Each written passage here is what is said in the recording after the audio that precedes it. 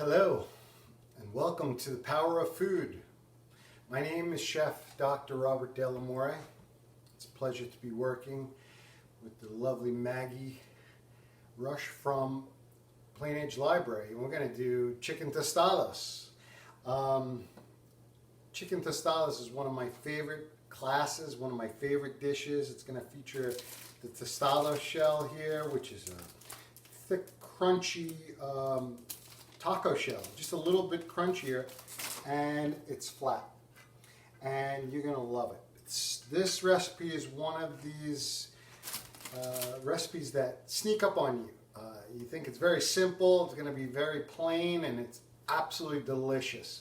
Super fresh, perfect for this time of year. Maggie asked me to do it. Let's get to it. Okay.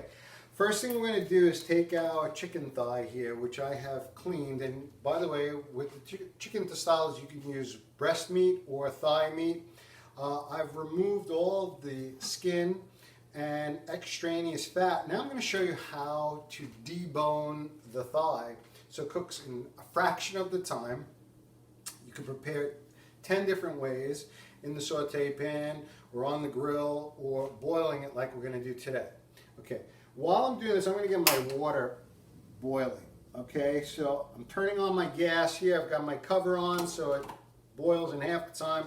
Now, quickly, this thigh has a knuckle here and another knuckle that's been sheared through. This is where it attaches to the leg, the rest of the leg. I'm going to place this sheared knuckle towards me on the cutting board. I'm going to take my thumb and I'm going to place it against that sheared knuckle. And then what I do is I take two fingers and just simply remove the meat from both sides of the bone. And I can show you what this looks like here with the bone here and the meat just simply coming right off. And then, and you'll notice I have a glove on this hand. No need to have it on this hand because this hand never touches the meat. Okay, the knife hand. But you can see here that I've removed the bone, the meat from the bone, and my fingers are through here. And again, what's beautiful about using a gloved hand rather than a knife is you're not going to dull the knife, and there's no meat on this bone now. Okay, I've removed it all. And then what I do is I place my thumb underneath and just push up like that. And then the bone separates from the thigh. What I like to do is take the thigh like so, and this is my bone here with a little bit of meat that I'm going to also incorporate into the boiling water and then use this in chicken stock. Any of this meat will be delicious in the chicken stock we can make out of this water that we're going to produce from boiling the chicken. Now this side, this opposite side always features what's called the pearl, or the oyster of the thigh. This is the most tender part of the thigh. It's always going to pop right off on that side. I just take a knife and slice it off, and again, this is delicious. This is the piece that you give to those you love the most in your family. Okay. This bone, again, is going to go in my boiling water. Now, what I have here is my thigh that, again, I've removed all the superficial fat and the skin. Now I want to show you what I can do with this thigh. You can take your fingers, and again, with the gloved hand, it's so easy, and remove all the veins and the nerves. And this allows you to produce just a really beautiful, clean thigh. By removing the skin and the fat, we're really cutting down on the cholesterol and the saturated fat in the dark meat, in the thigh. Also, by using the thigh, it's cheaper and it's easier to cook. It's not so easy to overcook the thigh versus the breast, which is very easy to overcook, especially when you're boiling. There's a little pocket of fat here, so to remove this, I place my finger on top of the blade and I just use the tip of the blade and remove this fat like this, okay? Okay, so this is my breast, my thigh that's ready to rock. And this can go back in the refrigerator or freezer until I'm ready to cook with it, or we could continue to process it, which we're going to do right here. I'm going to slice this in 3 strips.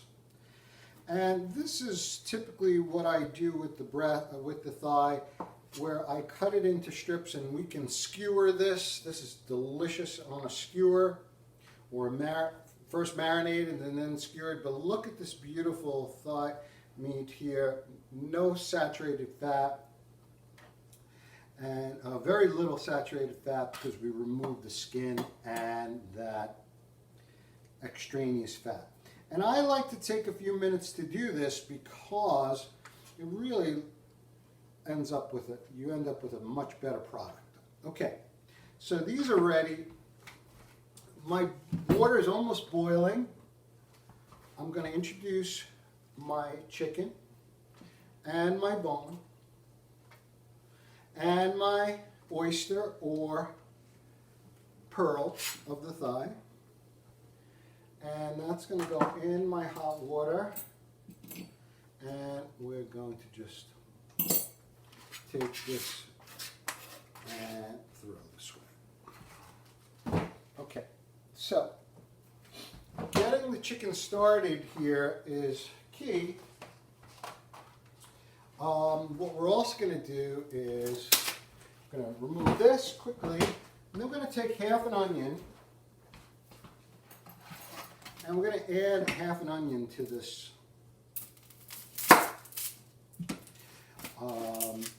to the boiling water, the chicken. Okay, and I can just take this like this. Now, what this is going to do is, of course, flavor the chicken and also give us sweetness to the soup stock that we're going to make here. Okay, so that's going to come like this, and this is going to go like that. Okay, so we could add carrots to this and celery and start the soup, or we can make the stock. What's key is the onion and black pepper. Any other spices you'd like, a little bit of salt, and we're going to get that going. Okay. And to speed it up, I'm going to cover it and let that cook until it reaches about 165 degrees. And it must be cooked through, so it's white in the inside and the outside. Okay, but it's going to cook in 1/3 of the time because we cut it in strips, 3 strips, and we remove the bone. So really fast. You're going to see how fast it's done. Okay, so tostados means toasted, and what we are going to do is incorporate some chicken. You could make this a vegetarian dish, but we're going to do a traditional version, which is with chicken and some fresh vegetables on top of this crunchy shell. Okay, and the first time I did this program was for a group of Central American women and children, Mexican women and children also, who make these tostada shells once a week from scratch. I was super nervous and they absolutely love my tostadas, so I've continued doing the class. Okay, so again, you can buy these in most supermarkets now. They're called Tostados shells, about $2.50 for a package. They stay nice and crunchy as long as you keep them in the bag. We're going to place them on a plate, and then I'm going to show you what I've already done for us. I've already cooked some chicken for us here, and I also have more here that I've pulled. And what I want to do is show you how we do this. So we're going to take this out when it's done, make sure it's cooked through, check it for 165, and then we just simply take 2 forks and just fork the meat. So again, if this is a breast, you're going to make sure you don't overcook it. And one trick that I found is when you boil the white meat, the breast, if you cut it in thirds, it's going to cook in 1/3 of the time. And what you want to make sure is not to overcook the white meat, so it's tough. In case you do that, a little trick is to cut the chicken very small when you make chicken salad or make the tostadas. Okay, so small pieces, if it's overcooked, is better than big dry pieces, okay? But to prevent that, what I've come up with is a way of cooking it so it's almost all the way through cooked. Then what we do is we shut off the gas, keep it covered, and let that hot liquid just continue to cook the chicken breast, and it'll end up nice and juicy and cooked through. Okay, just a way to prevent from overcooking it. It takes a couple of times to know when the chicken is done, but it's very easy once you do it once or twice. Okay, and again, just 2 forks here to provide us with some pulled chicken. And this is traditional. If you want to go with pork, you can go with pork. Steak would be delicious, but we're going to do it traditionally with our chicken. Okay. The other great thing about this recipe is you can use this to incorporate any leftovers you have in the refrigerator, any vegetables, and maybe some rotisserie chicken left over. That would go delicious on here as well. But I like to show how to cook this from scratch, how to prep it from scratch, and be able to present it to your guests, okay? Once you get this chicken out of the way, you're ready to roll. Now, this chicken can be prepared as a chicken salad. This could go in the refrigerator in a Tupperware like this. I'm just going to take these, put this in here for me. Okay. So again, it is your choice, either dark meat or white meat. I prefer, I love both, but the thigh is more forgiving, more flavor. If you remove all the fat, you're really in a good place with lowering saturated fat and cholesterol. Okay, now for our toppings, traditionally it calls for iceberg lettuce. It's going to be pretty crunchy. You could use romaine lettuce. I'm going to use some kale today, make it healthy. I'm going to show you how I prepare it. I'm not going to put a piece of kale like this on my tostados. Instead, I'm going to take it like so. Now, this has been washed, shaken dry, and then air dried. And then I just remove it from the rib. This goes back in my refrigerator, wrapped in a towel or in a paper towel like this, and I want to share this with my students. All of my greens, all of my herbs, all of my lettuce, my arugula, my kale, my spinach is always stored with a dry paper towel on top and bottom. And this will triple the life of the greens. Not double, triple. Dry paper towel, great trick. Okay, what I need to do is prepare a couple toppings here. First thing we're going to do is take out kale that I have here, and I remove it, again, the flesh of the kale from the stem. And then I make a bowl and I squeeze it in my hand. So my knuckles are turning white. And this allows me to make it into a small ball, and then I can chop it very finely. And this is called a chiffonade. And this is so delicious, so delectable. Very, very fine shreds of the kale allows it to mimic the much less healthy iceberg lettuce or romaine lettuce. Okay, this kale is a superfood. So many antioxidants and vitamins in the kale. We want to try and get it into the diet several times a week. Okay, featuring it raw like this is going to be maximally nutritious, right? Okay. So we changed this kale from this to this. Wisps of kale. Okay. So down here. Now, what I also have prepared for us are our other toppings. Our black beans, which is going to give us some fiber and protein. Remember, the beans feature both saturated and unsaturated fiber, which is super important for digestion and also increasing, really boosting absorption ratios for the nutrients in our foods in the small intestine. So more fiber, more absorption. It also keeps us regular, okay? Also lowers cholesterol in the blood. So the beans are really critical. Try to incorporate them into your meals every day. And this is such an inexpensive source of protein, and it's a plant source of protein, so there's no saturated fat. Really key to be having beans on hand, especially now during this pandemic. Okay, I'm consuming a can of beans every day in a salad, in burritos, in tostados, just any chance I can, I'm incorporating the beans in the diet. Okay, so this is starting to smell delicious. Okay, so a couple more things I want to process. One is my red cabbage.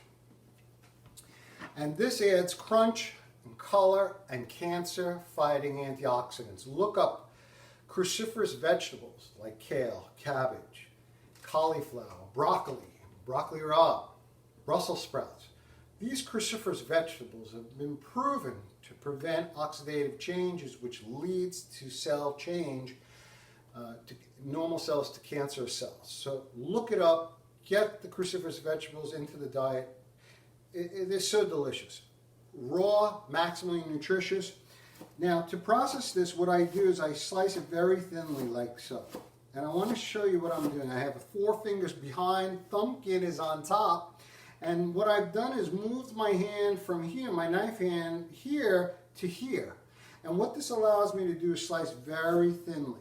I want a very thin slaw here. Again, crunch, color, and cancer prevention with my red cabbage. Okay? I like to cut it again just to prevent a choking hazard if you're serving children. You don't want long strings of the cabbage. Okay, this is the perfect complement to the kale. Now, another trick I like to share with my students is to use Tupperware tops as cutting boards. These are for the rim. They're firm, they're sturdy. I can hold them like this. Can't do that with a plastic cutting board. Everything would roll off. If you need anything round to cut, like cherry tomatoes or green olives or black olives, this is your go-to. The other thing is when you cut anything juicy like pineapple or apple or anything with juice, you're going to catch the juice in the rim of the Tupperware top. Okay, I'm going to use it here to shred this carrot. So I'm going to use this box grater. And I'm just going to shred this, and this is so much nicer than cutting it. You could use a peeler and peel it, but this is tradition. To shred the carrot, produce a nice complement to the rest of the ingredients. You'll see everything is small and easy to eat. And I promise you, if you try this recipe, you and your family are going to love it. Okay, it's very different, and again, it originates in Mexico and Central America. Okay, all right, I made a mess here. Okay, so let's do this. Okay, we're going to take out tostado, and again, I'm serving 2 per person, and you're done. People get really full very fast by eating 1 or 2 of these. It's amazing. It's so simple, but really filling and really delicious. Okay. The original recipe called for refried beans. That's traditional, and the refried beans are so the ingredients don't move on the shell, but I found that it's not an issue. So I eliminated the refried beans. I'm going with the canned beans right here, my black beans. And if you want to add other beans, you can, but again, traditionally, they're with black beans. Okay, to look at the color here, now we're going to have fun, and this is such a great opportunity to work with kids and have them assemble it, okay? You have them help you prepare items ahead of time, and then you eat it together. Okay, so watch how easy this is to prepare. We're going to take out chicken, and we're going to just place it on top of the tostado, okay? And this chicken came out absolutely perfect. Okay. If you want to hit this with a little black pepper, you can do that. Okay. And then we're going to assemble our tostado. So either the romaine lettuce or kale here on top of the chicken, then my beautiful red cabbage, then more color. Look at these carrots. Now imagine how fresh and crunchy this is going to be. Okay, here's our source of protein in our beans. They're going to go right on top. And then, of course, we can't have the tostado without our cheese. Okay, another source of protein. So this is a mild cheddar that I have on hand. Traditionally, it's going to call for a queso fresco, which is a Spanish cheese, which is cut and then crumbled on top. It's a little salty, very delicious. Queso fresco. Check it out. Okay, but you could use any cheese of your liking. And this is it. Look at how beautiful and simple this is. Now, what's fun about this is it's a finger food. Okay, you're going to eat it like this. Just take a crunch right into it, bite right into it, and you're going to get the crunch of the tostado shell, but also the crunch of the cabbage, the crunch of the lettuce or the kale, and then you have this protein source from the cheese and the beans. It's going to be your new go-to dish. I hope that you enjoyed this program. Hey, listen, you can make a burrito out of this, a taco, of course. You could serve this over basmati rice, anything you'd like. Traditionally, this does not call for rice, but if you wanted to add it, you could. Chicken Tostados by Chef Dr. Robert Dell'Amore with the Power of Food. I hope you enjoyed this program, and we'll see you soon. Thank you again. Stay safe.